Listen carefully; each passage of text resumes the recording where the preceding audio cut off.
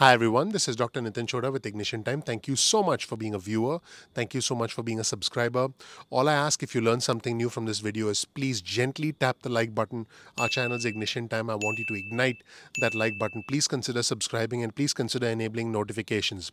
This is my goal is to give you honest, transparent information about where the country stands right now in terms of stimulus, in terms of your personal finances and how you can plan, hopefully, for a more stable and a better future from where we are right now. Now, in this video, I'm going to talk to you about where the Republican senators stand with the $1.8 trillion stimulus offer, which was made by U.S. Treasury Secretary Steven Mnuchin to House Speaker Nancy Pelosi. I did cover the response from House Speaker Nancy Pelosi yesterday, so you definitely want to check out that video.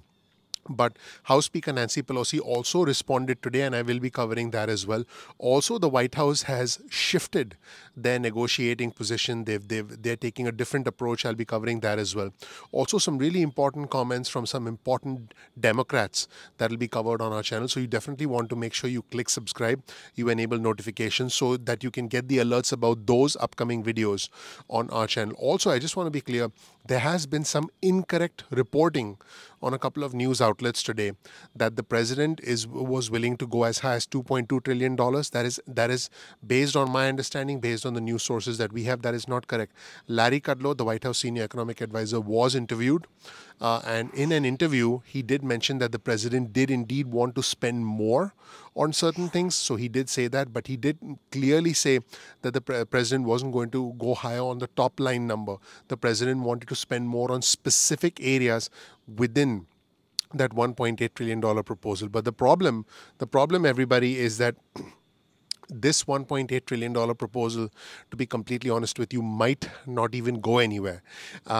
In short, a significant and important chunk of Senate Republicans absolutely hate the package. They hate the $1.8 trillion package. And based on the reporting we have at this point, it looks like that may not even come up for a vote in the Senate, let alone be passed in the Senate. This is based on the reporting that I have. You can check out all our sources in the description section below. But on a conference call that was actually conducted in the past 24 hours, where we had U.S. Treasury Secretary Steven Mnuchin, where we had White House Chief of Staff Mark Meadows, and a whole bunch of Senate Republicans, there was a lot of criticism about the $1.8 trillion proposal. This is not a good sign for the stimulus package. This is also not a good sign for the president, which to be honest, might explain the shift in the administration strategy today. I will be covering that, but in a separate video. In this video, I want to stay focused on reactions from Republican senators. Now, let me be clear. I have done another video talking about Republican senators who oppose further stimulus, so you definitely want to check out that video as well. That gives you a sense of which Republican senators in the past have opposed more stimulus. I also did a video on what if the Senate essentially does not get behind the president. What if the Senate abandons the president, even though the president wants more stimulus? So you definitely want to check out that video as well. Unfortunately, based on the current indicators, it does look like Republican senators are not going. It looks like there may not be enough Republican support for the $1.8 trillion bill to even be presented on the floor of the Senate, let alone pass the floor of the Senate. So I'll give you folks some indications of what happened in the recent phone call where Republican senators spoke with the White House negotiators. Republican senators questioned the overall direction and criticized individual proposals within the $1.8 trillion. And Senator John Barrasso, who's a Republican from Wyoming, called a proposed expansion of the Affordable Care Act tax credits to the unemployed, I quote, an enormous betrayal of the Republican Party's long-standing opposition to Obamacare. Senator Rick Scott from Florida said, I don't get it. He was referring to the giant spending proposal that incorporates a number of Democratic priorities that the Republicans don't like. Senator Marsha Blackburn from Tennessee had pretty strong words. She said that advancing the $1.8 trillion legislation would prove the death knell of the Republican majority. Pretty strong words. Now, Mike Lee from Utah said that the deal would complicate floor timing as far as the nomination of the Supreme Court vacancy was concerned. And he said it would hurt Republicans at the ballot box because the Supreme Court fight would no longer be front and center. And the opposition to the $1.8 trillion plan from the Republicans was so fierce that at one point, White House Chief of Staff Mark Meadows told the group, you will have to come to my funeral, because he would have to be the one who would have to take the message back to the president.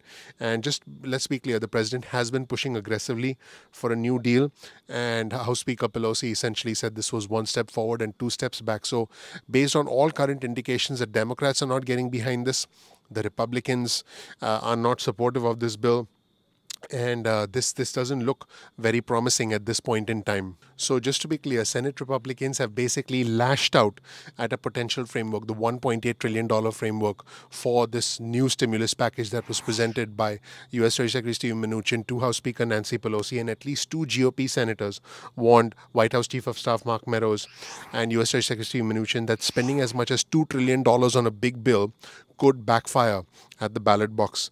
So here's a comment from Senator Lamar Alexander from Tennessee. He said there's no appetite right now to spend the White House number or the House number. And I mentioned comments from Senator John Barrasso. And this was a pretty interesting comment from Mike Lee from Utah. He offered an analogy. He said, according to two sources who were on the call, this bill makes sex look like church. Yeah, that's what Mike Lee said. Mike Lee said this bill makes sex look like church. And again, Senator Marsha Blackburn from Tennessee said this would be the death knell for our majority if Pelosi gets this win. And both Senator Blackburn and Senator Mike Lee from Utah warned Republicans could lose support in the election if they accepted this. And several Republican senators also criticize Federal Reserve Board Chairman Jerome Powell, who, according to them, is pushing for more stimulus and essentially overstepping his bounds. And I just want to emphasize that Senator Mike Lee added that the Republicans' efforts to highlight Supreme Court nominee Amy Coney Barrett, who's on track to be confirmed before the election, could be hampered by a large spending bill with that, in partnership with House Speaker Pelosi. And also Senator Rick Scott from Florida said that a large spending bill could deflate the economic recovery from the economic effects. It could deflate the economic recovery from the pandemic.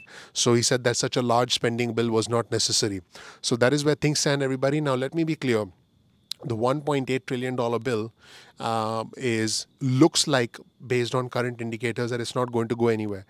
If you're hearing any other news reports on YouTube or other sources suggesting that the president will raise it to $2.2 trillion, I can tell you that that's not true, because I did analyze comments from Larry Kudlow, and I will be talking to you about those comments as well. But right now, it looks like the $1.8 trillion, the hopes of stimulus before the election are fading because Republican senators are simply not supportive of this particular $1.8 trillion bill. Now, I do want to be clear, moderate Republicans, particularly those who are facing tough re-election races, because keep in mind, coming up in the November election, 35 Senate seats up for re-election, 23 are Republicans and 12 are Democrat Senate seats are up for re-election. So moderate Democrats, particularly those who are facing tough re-election campaigns, are among the few senators who have indeed voiced support for a bipartisan stimulus package and expressed few reservations about the price tag. A handful of these senators, on a private phone call with Senate Majority Leader Mitch McConnell, did push for an action on a bipartisan deal. By the way, there are some prominent Democrats also that are pushing House Speaker Pelosi for action, but they are a small minority.